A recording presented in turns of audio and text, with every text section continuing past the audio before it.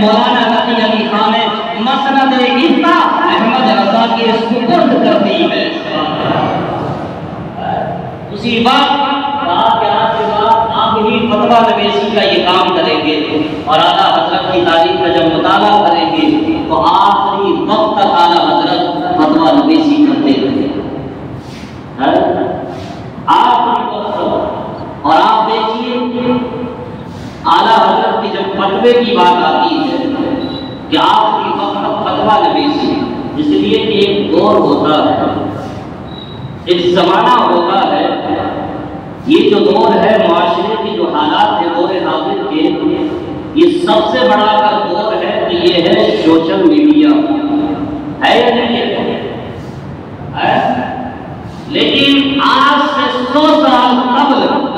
جب آپ تاریخ اور ہسٹری کا مطالعہ کریں گے، جب اس کو ریڈ کریں گے تو آپ کو یہ ملے گا وہ جو دور تھا، اس دور کے اندر سب سے بڑی جو پاور تھی، جو اتھارٹی تھی، جو قوت اور طاقت تھی، وہ سوشل میڈیا کی نہیں، وہ سب سے بڑی اگر کوئی طاقت تھی تو وہ اس قلم کی تھی۔ وہ دور تھا قلم کا، کہ سب سے بڑی طاقت اور قوت اگر کسی چیز کے اندر تھی تو وہ قلم کی تھی، جو لکھ دیا گیا وہ لوگوں نے مانا ہے، اس کو تسلیم کیا۔ اور وہ دور ایسا دور تھا کہ ہر دور کے اندر فتنے ہوئے اور اللہ رب العزت نے نبی بھی آئے اور جو ان کی امتیں جب بگڑی، فسادات جب کیے تو پوری امت کو زمین کا تختہ پلٹ دیا گیا اور نیچے دھسا دیا گیا۔ قرآن عظیم کا جب آپ مطالعہ کریں گے تو ملے گا کہ اس دنیا کے اندر جب نمرودیت پھیلتی ہے تو ابراہیم خلیل اللہ پیدا ہو۔ اس دنیا کے اندر جب نمرودیت پھیلتی ہے تو ابراہیم خلیل اللہ پیدا ہوتا ہے، اور اسی دنیا کے اندر جب فرعونیت پھیلتی ہے تو موسیٰ کلیم اللہ پیدا ہوتا ہے۔ میں بتانا یہ چاہ رہا ہوں کہ امام احمد رضا سے ہمارا رشتہ کیا ہے۔ امام احمد رضا اگر نہ ہوتے تو ہم بھی نہ جانے بہادی ہوتے، دیوبندی ہوتے، اہل حدیث یا خارجی یا رافضی ہوتے۔ اعلیٰ حضرت سے ہمارا رشتہ یہ ہے، ہر دور کے اندر جب فتنے اٹھے ہیں، جب نمرودیت پھیلتی ہے تو ابراہیم خلیل اللہ پیدا ہوتے ہیں، جب فرعونیت پھیلتی ہے تو موسیٰ کلیم اللہ پیدا ہوتے ہیں، اور جب یزیدیت پھیلتی ہے تو امام حسین پیدا ہوتے ہیں، اور جب اسی دنیا کے اندر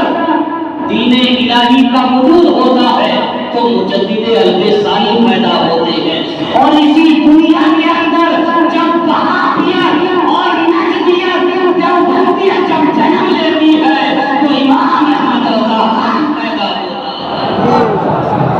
ہے۔ امام احمد رضا خان پیدا ہوتا ہے۔ شاعر قلم کو اٹھاتا ہے، وہ لکھتا ہے کہ رضا دے خنجرے ہو ہار برقبا، کہ رضا دے خنجرے ہو ہار برقبا، آدھا سے کہہ تو خیر منائے نشر کرے، آدھا سے کہہ تو خیر منائے نشر کرے۔ تو ضرورت ہے اس چیز کی کہ مسلک اعلیٰ حضرت کو مضبوطی سے تھامے رکھنا، اس لیے کہ سنیت کا لبادہ اوڑھنے کے بعد میں کوئی علم غیب پر پہنچتا ہوا نظر آتا ہے، کوئی صحابہ کرام کی توبیر کرتا ہوا نظر آتا ہے، کوئی صحابہ کرام کی شان میں گستاخیاں کرتا ہوا نظر آتا ہے، اور سنیت کا لبادہ اوڑھتا ہے۔ اگر آپ کو یہ دیکھنا ہے کہ ٹناٹن سنی کون ہے، امام احمد رضا خان کا ذکر کر دینا آپ کو پتہ چل جائے گا، دودھ کا دودھ اور پانی کا پانی ہو جائے گا کہ اعلیٰ حضرت کا سچا عاشق کون ہے اور سچا اور بغدادی سنی کون ہے۔ یہ اعلیٰ حضرت کی شان ہے، یہ اعلیٰ حضرت کی پہچان ہے۔ اللہ رب العزت کی بارگاہ میں دعا ہے کہ اللہ پاک ہم سب کو نصرت اعلیٰ حضرت پر عمل کرنے کی توفیق